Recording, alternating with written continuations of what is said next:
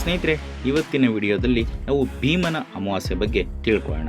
ಭೀಮನ ಅಮಾವಾಸ್ಯೆ ಪೂಜೆಯನ್ನು ಯಾವ ರೀತಿ ಮಾಡಬೇಕು, ಈ ಭೀಮ ಅಂದರೆ ಯಾರು, ಈ ಭೀಮನ ಅಮಾವಾಸ್ಯೆಯ ಮಹತ್ವ ಏನು, ಭೀಮನ ಅಮಾವಾಸ್ಯೆಯ ಹಿನ್ನೆಲೆ ಏನು, ಇದು ಎಲ್ಲದರ ಬಗ್ಗೆ ತಿಳ್ಕೊಳ್ಳೋಣ. ಹಿಂದೂ ಸಂಪ್ರದಾಯದ ಪ್ರಕಾರ ಆಷಾಢ ಮಾಸದ ಕೊನೆಯ ದಿನವನ್ನು ಅಥವಾ ಆಷಾಢ ಅಮಾವಾಸ್ಯೆಯನ್ನು ಭೀಮನ ಅಮಾವಾಸ್ಯೆ ಅಂತ ಆಚರಿಸಲಾಗುತ್ತೆ.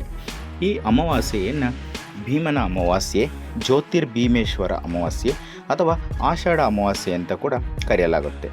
ಇಲ್ಲಿ ಭೀಮ ಅಂದರೆ ಮಹಾಭಾರತದಲ್ಲಿ ನಾವು ಏನು ಕೇಳ್ತೀವಲ್ಲ ಆ ಭೀಮ ಅಲ್ಲ. ಅಪರಿಮಿತ ಬಲ ಮತ್ತು ಭಕ್ತರ ಮನೋಭಿಷ್ಟಗಳನ್ನು ಈಡೇರಿಸುವಂತಹ ಸದ್ಗುಣಗಳನ್ನು ಹೊಂದಿರುವಂತಹ ಶ್ರೀ ರುದ್ರದೇವರನ್ನು ಭೀಮ ಅಂತ ಕರೀತಾರೆ. ಈ ಭೀಮನಾಯಕ ಶ್ರೀ ರುದ್ರದೇವರನ್ನು ಜ್ಯೋತಿ ರೂಪದ ದೀಪದಲ್ಲಿ ಆವಾಹಿಸಿ ಪೂಜಿಸುವುದರಿಂದ ಜ್ಯೋತಿರ್ಭೀಮೇಶ್ವರ ವ್ರತ ಅಂತ ಇದಕ್ಕೆ ಹೆಸರನ್ನು ಇಟ್ಟು ಕರೀತಾರೆ. ಸ್ನೇಹಿತರೆ, ಈಗ ನಾವು ಮೊದಲನೇದಾಗಿ ಭೀಮನ ಅಮಾವಾಸ್ಯೆಯ ಮಹತ್ವ ಏನು ಅನ್ನೋದ್ರ ಬಗ್ಗೆ ನೋಡೋಣ. ಸ್ನೇಹಿತರೆ, ಈ ಭೀಮನ ಅಮಾವಾಸ್ಯೆಯ ದಿನ ವಿವಾಹಿತ ಮಹಿಳೆಯರು ತನ್ನ ಪತಿಯ ಆಯಸ್ಸು ಮತ್ತು ಶ್ರೇಯಸ್ಸಿಗಾಗಿ ಭಗವಾನ್ ಶಿವನನ್ನು ಹಾಗೂ ಪಾರ್ವತಿ ದೇವಿಯನ್ನು ಜ್ಯೋತಿರ್ಭೀಮೇಶ್ವರ ರೂಪದಲ್ಲಿ ಪೂಜೆಯನ್ನು ಮಾಡ್ತಾರೆ. ಕನ್ಯೆಯರು, ಅವಿವಾಹಿತ ಹುಡುಗಿಯರು ಉತ್ತಮ ಗುಣಗಳಿಂದ ಕೂಡಿದ ವರ ಸಿಗಬೇಕು ಎಂದು ಈ ವ್ರತವನ್ನು ಆಚರಿಸಬಹುದು. ಆಷಾಢ ಮಾಸದ ಕೊನೆಯ ದಿನವೇ ಭೀಮನ ಅಮಾವಾಸ್ಯೆ. ಇದನ್ನು ನಾಗರ ಅಮಾವಾಸ್ಯೆ ಅಂತ ಕೂಡ ಕರೀತಾರೆ.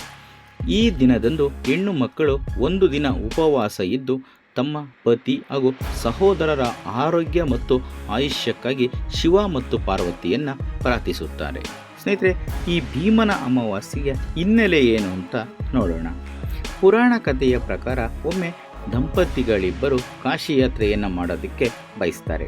ಆದರೆ ಅವರು ತಮ್ಮ ಮಗಳನ್ನು ಕರೆದುಕೊಂಡು ಹೋಗಲು ಇಷ್ಟಪಡುವುದಿಲ್ಲ. ಬದಲಿಗೆ ಆಕೆಯನ್ನು ಆಕೆಯ ಸಹೋದರನೊಂದಿಗೆ ಮನೆಯಲ್ಲಿಯೇ ಬಿಟ್ಟು ಹೋಗುತ್ತಾರೆ. ಆದರೆ ಆಕೆಯ ಸಹೋದರ ದುರಾಸೆಯಿಂದ ಕೂಡಿದ ವ್ಯಕ್ತಿಯಾಗಿರುತ್ತಾನೆ. ಇದೇ ಸಂದರ್ಭದಲ್ಲಿ ಆ ಊರಿನ ರಾಜಕುಮಾರ ಸಾಯುವ ಸ್ಥಿತಿಯಲ್ಲಿ ಇರುತ್ತಾನೆ. ಆದರೆ ಸಾಯುವ ಮುನ್ನ ಆತ ಮದುವೆಯಾಗುವ ಆಸೆಯನ್ನು ಹೊಂದಿರ್ತಾನೆ. ಅಂದರೆ ಸಾಯೋದಕ್ಕೆ ಮುಂಚೆ ಮದುವೆಯಾಗಬೇಕು ಅಂತ ತನ್ನ ಆಸೆಯನ್ನು ಹೇಳ್ಕೊತಾನೆ.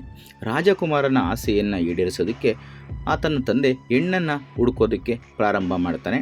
ಆದರೆ ಸಾಯುವ ರಾಜಕುಮಾರನನ್ನು ಯಾರು ಕೂಡ ಮದುವೆಯಾಗೋದಕ್ಕೆ ಮುಂದೆ ಬರೋದಿಲ್ಲ. ಆಗ ಆ ಯುವತಿಯ ಸಹೋದರ, ಅಂದರೆ ತೀರ್ಥಯಾತ್ರೆಗೆ ಯಾರು ದಂಪತಿಗಳು ಹೋಗಿದ್ರಲ್ಲ, ಅವರು ತಮ್ಮ ಮಗಳನ್ನು ಮನೆಯಲ್ಲೇ ಬಿಟ್ಟೋಗಿರ್ತಾರೆ.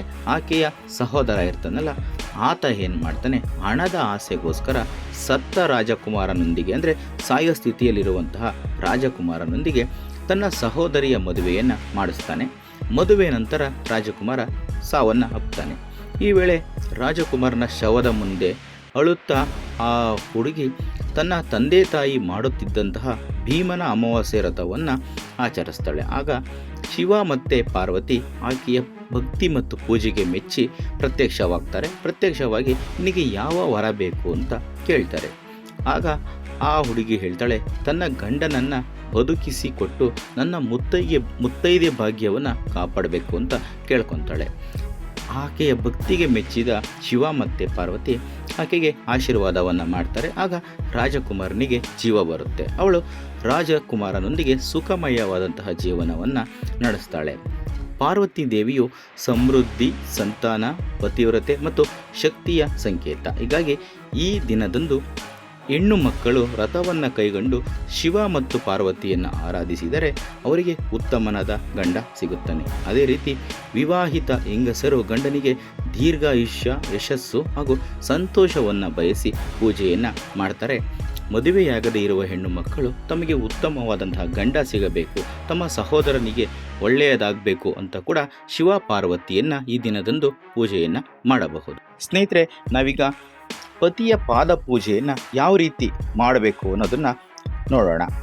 ಕೆಲವೊಬ್ಬರಿಗೆ, ಅದರಲ್ಲೂ ನವವಿವಾಹಿತರಿಗೆ ಮದುವೆಯ ಮೊದಲ ವರ್ಷ ಭೀಮನ ಅಮಾವಾಸ್ಯೆಯ ದಿನ ಪತಿದೇವರ ಪಾದ ಪೂಜೆಯನ್ನು ಮಾಡುವುದು ಹೇಗೆ ಅಂತ ತಿಳಿದಿರೋದಿಲ್ಲ.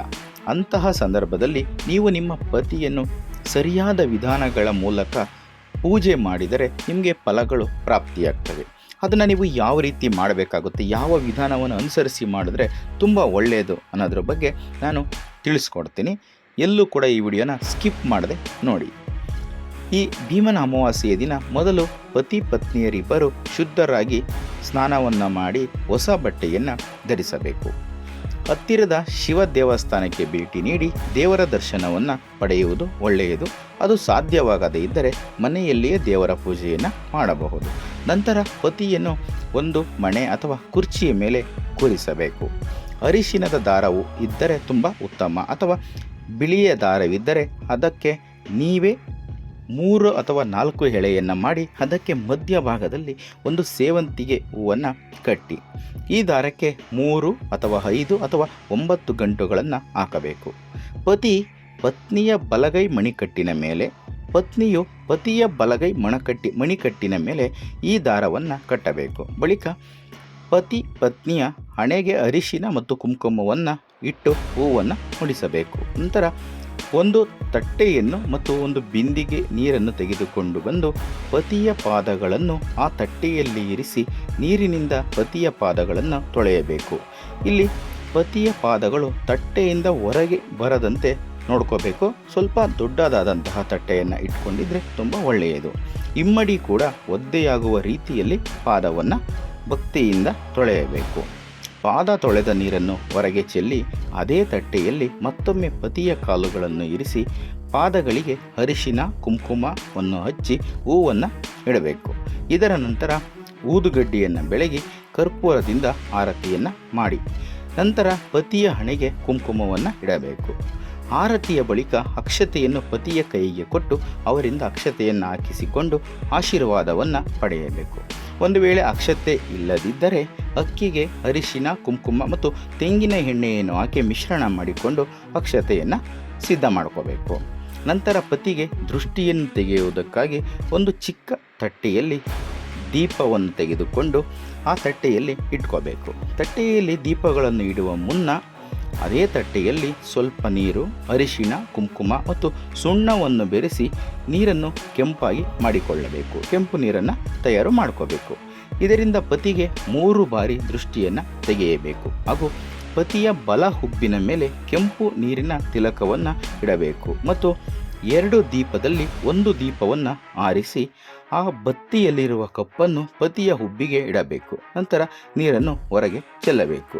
ದೃಷ್ಟಿ ತೆಗೆದ ನಂತರ ಪತಿಗೆ ಸಿಹಿಯನ್ನು ತಿನ್ನಿಸಬೇಕು.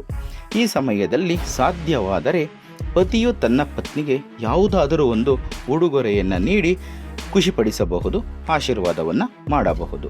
ಸ್ನೇಹಿತರೆ, ಈ ವಿಧಾನಗಳ ಮೂಲಕ ಈ ರೀತಿಯಾಗಿ ಭೀಮನ ಅಮಾವಾಸ್ಯೆಯ ದಿನ ಪತಿಯ ಪಾದ ಪೂಜೆಯನ್ನು ಮಾಡಿ ಪತಿಯಿಂದ ಆಶೀರ್ವಾದವನ್ನು ಪಡೆದು ಪತಿ ಪತ್ನಿ ಇಬ್ಬರೂ ಕೂಡ ಶಿವ ಪಾರ್ವತಿಯನ್ನು ಪೂಜಿಸಿದರೆ ಖಂಡಿತ ಒಳ್ಳೆಯದಾಗುತ್ತದೆ. ಆರೋಗ್ಯ, ಆಯಸ್ಸು ಎಲ್ಲ ಕೂಡ ನಿಮಗೆ ದಕ್ಕುತ್ತದೆ.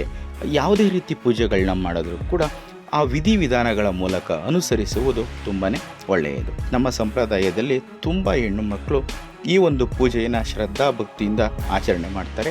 ನವವಿವಾಹಿತರಿಗೆ ಅಥವಾ ಇದ್ರ ಬಗ್ಗೆ ಸರಿಯಾದ ವಿಧಾನ ಗೊತ್ತಿಲ್ಲದೆ ಇರೋರಿಗೆ ಈ ಒಂದು ವಿಡಿಯೋ ಉಪಯೋಗ ಆಗುತ್ತೆ ಅನ್ನೋದು ನನ್ನ ಒಂದು ಭಾವನೆ. ಸ್ನೇಹಿತರೆ, ಇಂಥದ್ದೇ ಮತ್ತಷ್ಟು ವಿಡಿಯೋಗಳಿಗಾಗಿ ನಮ್ಮ ಚಾನಲನ್ನು ಸಬ್ಸ್ಕ್ರೈಬ್ ಮಾಡಿಕೊಂಡು ನೋಡ್ತಾ ಇರಿ. ಮತ್ತೊಂದು ಹೊಸ ಮಾಹಿತಿಯೊಂದಿಗೆ ಮುಂದಿನ ವಿಡಿಯೋದಲ್ಲಿ ಸಿಗ್ತೀನಿ. ಅಲ್ಲಿಯವರೆಗೂ ಕೂಡ ಈ ವಿಡಿಯೋನ ತಪ್ಪದೆ ಎಲ್ಲರೂ ಕೂಡ ನೋಡ್ತಾ ಇರಿ. ಎಲ್ರಿಗೂ ಕೂಡ ಧನ್ಯವಾದಗಳು.